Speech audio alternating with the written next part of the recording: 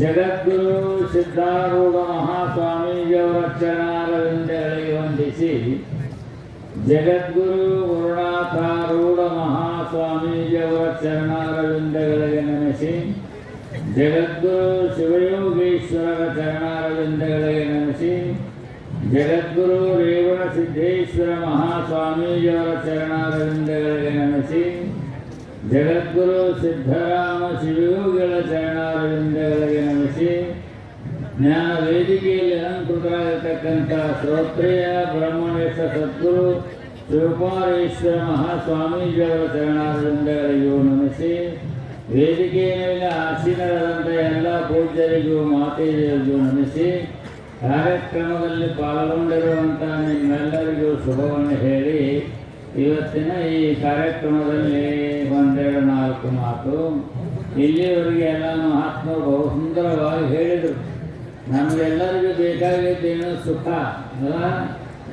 ಅಂಥ ಸುಖದಿಂದ ನಾವು ಮುಂದಿನ ಜನ್ಮಗಳಲ್ಲಾಗಲಿ ದೇವತಾ ದೇಹಗಳನ್ನಾಗಲಿ ಧಾರಣ ಮಾಡಲಿಕ್ಕೆ ಬರ್ತದೆ. ಪುಣ್ಯವಾಸಾಧ್ಯ ಸುರೇಂದ್ರ ಲೋಕಂ ಅಸ್ನಂತಿ ದಿವ್ಯಾನ್ ದಿವ್ಯದೇವ ಭೋಗಾನ್ ಅಂತೇಳಿ ಶ್ರುತಿ ಭಗವತಿ ಅಪ್ಪಣೆ ಕೊಡಿಸ್ತಾರೆ.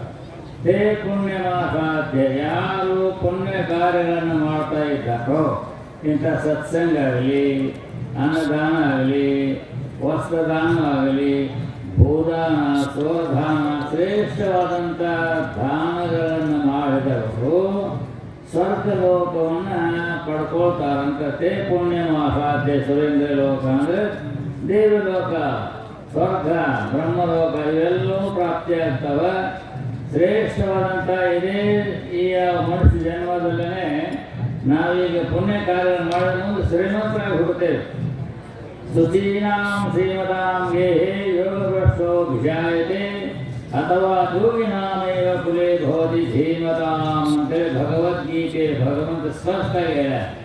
ಹೇ ಅಂದರೆ ಯಾರು ಪುಣ್ಯ ಕಾರ್ಯಗಳನ್ನು ಮಾಡೋ, ಪುಣ್ಯದ ಕಾರ್ಯಗಳನ್ನು ಮಾಡತಕ್ಕಂಥ ಪುಣ್ಯಾತ್ಮರು ಮುಂದಿನ ಜನ್ಮ, ಈಗಂತೂ ಶ್ರೀಮಂತರೇ ಇದ್ದಾರೆ, ಶ್ರೀಮಂತರಲ್ಲಿ ಬಡವರ ದಾನ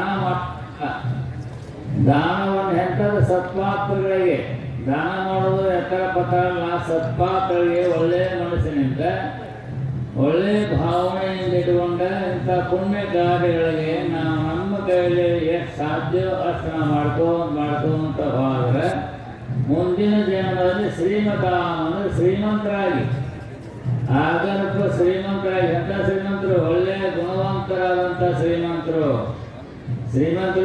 ಅಂದರೆ ಆಗರ್ಭ ಶ್ರೀಮಂತರಾದಂಥವರ ವಂಶದಲ್ಲಿ ಹುಡ್ತಾರಂಥವ್ರು ಈ ಪುಣ್ಯ ಮಾಡಿದವರು.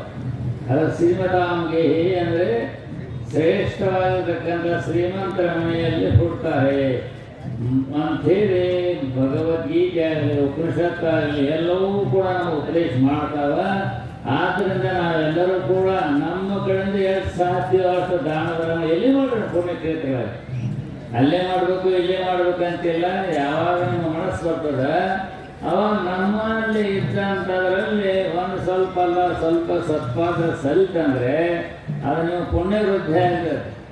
ಬೇರೆ ಯಾವ ಅನೇಕ ಅನರ್ಥವಾಗುವಂಥದ್ದಕ್ಕೆ ನಿಮ್ಮ ದುಡ್ಡು ಹೋದರೆ ಪಾಪ ಆಗ್ತದೆ, ಮುಂದೆ ದರಿದ್ರ ಆಗಿದ್ದೇವೆ. ಅದತ್ತ ದೋಷೇಣ ಭವೇದ್ ದರಿದ್ರ ಅಂತೇಳಿ ಶಾಸ್ತ್ರ ಹೇಳ್ತದೆ.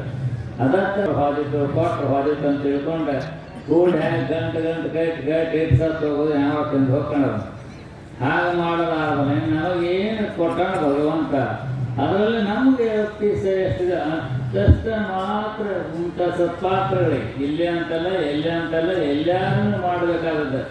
ನಮ್ಮ ಸುಖಕ್ಕಾಗಿ ನಾವು ಮಾಡಬೇಕು ಅಷ್ಟೇ ಹೊರತಾಗಿ ಇನ್ನೊಬ್ಬರು ಎಲ್ಲ ಮುಂದೆ ನಾವು ಶ್ರೀಮಂತರಾಗಿ ಹುಟ್ಟಬೇಕಂತಂದರೆ ಒಳ್ಳೆಯವರಾಗಿ ಗುಣವಂತರಾಗಿ ವಿದ್ಯಾವಂತರಾಗಿ ಹುಟ್ಟಬೇಕು ಅಂತನ್ನೋ ಭಾವನೆ ನಾವು ಈಗಿದ್ರೆ ನೀವು ಮಾಡಿ ಬೇಡ ನಮ್ಗೆ ಯಾವ ಬೇಕಾಗಿದೆ ಯಾವ ಬೇಕಂದ್ರೆ ಹ್ಯಾಂಗೆ ಬೇಕಂತೀರಿ ಹೆಂಗೆ ಬೇಕಂತೀರಿ ನೀವು ತಿಳ್ದಂಗೆ ಮಾಡಿರಿ. ಆದರೆ ಮುಂದಿನ ಜನ್ಮಗಳು ಇದೊಂದು ಜನ್ಮ ಅಲ್ಲ, ಹಿಂದಿದ್ದಾರ ನೀವು ಇದು ಅದೇ ಮುಂದಿರೋರ ಈ ದೇಹ ಅಲ್ಲ. ದೇಹ ಹೋಗ್ತದೆ ಬೆಂಕಿಯಾಗ ಮಣ್ಣಾಗ ಹಾಕ್ತಾರೆ ಅದನ್ನು. ಈ ದೇಹಗಳ ಪ್ರಾರಬ್ಧ ಇರೋತನಕ ಇರ್ತಾವ, ಪ್ರಾರಬ್ಧ ಮುಗಿತಾನ ಹೋಗ್ಬಿಡ್ತಾವ. ಆದರೆ ನಿಮ್ಮೊಳಗಿರುವ ಜೀವನ ಜೀವಾತ್ಮ ಸಾವಿಲ್ಲ. ಜೀವಾತ್ಮ ಇರಲ್ಲ, ಅವಾಗ ಸಾವಿಲ್ಲ.